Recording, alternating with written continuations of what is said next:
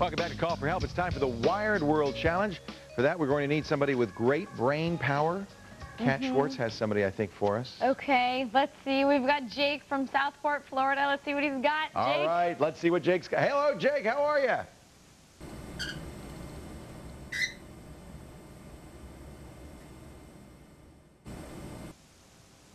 Jake! I think he doesn't have a phone. I think that would be... Are you there, Jake?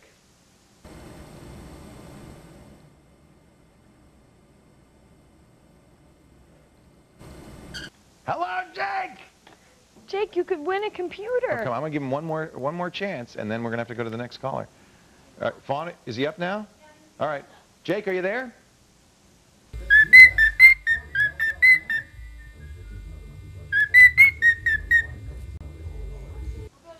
All right, let's go to the next one then. Okay. Fawn says we don't know what's wrong with Jake. Okay, we're going to go ahead to Julie then. She's from Menifee, California. All right. Jake's loss is Julie's gain. Hello, Julie.